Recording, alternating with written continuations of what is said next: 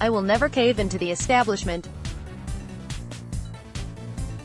You can count on me to explode the status quo. Cocksnotting shitball former coal CEO Don Blankenship, who came in third in West Virginia's Republican primary for U.S. Senate a couple weeks back, doesn't know the meaning of the words surrender, or the words you lost, or even criminal conspiracy to ignore safety rules, leading to the deaths of 29 minors in 2010.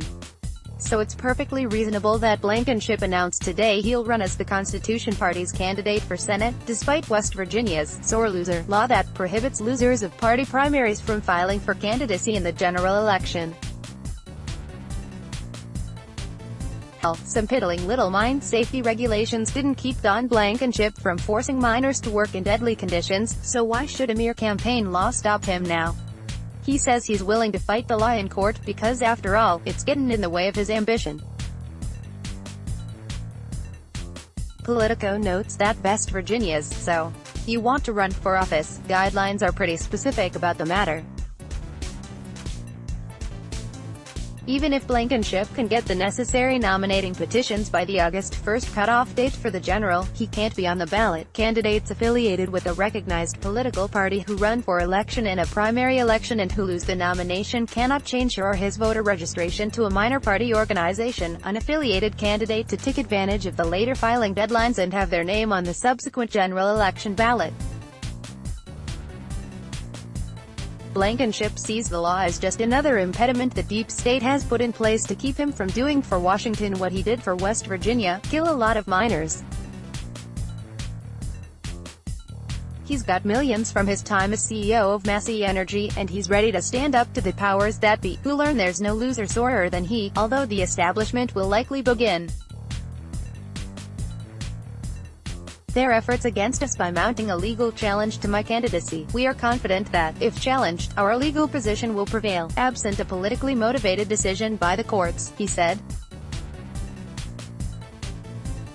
The coal baron also said that the establishment was determined to keep me, the most anti-establishment candidate in the nation, out of the United States Senate, and that the press and the establishment have colluded and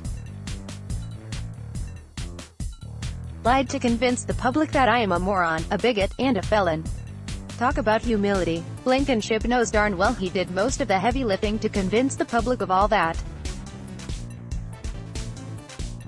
Though to nitpick, the jury deadlocked on the felony charges, so he's no felon. He was convicted on a misdemeanor conspiracy charge. If Blankenship does manage to run, he could split the right-wing vote and help incumbent Democrat Joe Manchin hold on to his Senate seat, which could be vital to Dems' hopes of winning back the Senate this fall.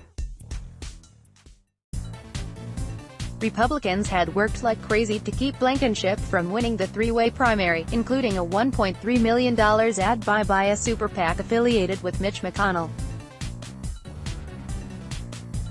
Blankenship, ever the gentleman, retaliated by attacking McConnell for being married to Transportation Secretary Elaine Chao, whose father, Blankenship said, is a wealthy China person, which is an odd thing for a rich asshole coal CEO to call an American citizen who came to the USA in 1958.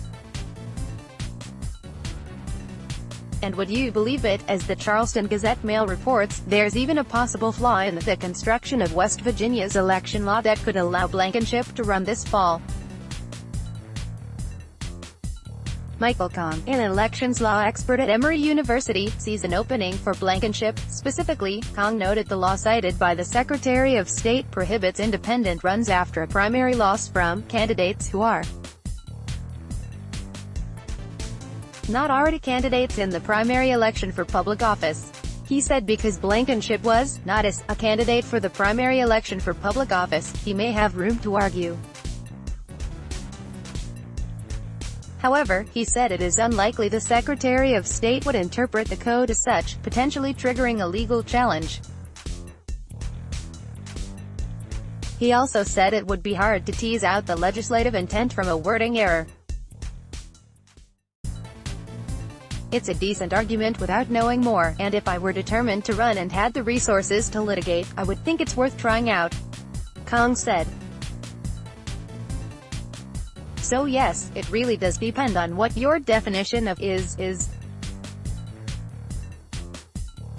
But even if Blankenship can wriggle through that hole, which is already smaller than a tiny gap in a collapsed mineshaft, there is another provision the deep state put in his way years before he planned to run. To qualify for the ballot, a candidate cannot have been registered with another party within 60 days of filing their announcement.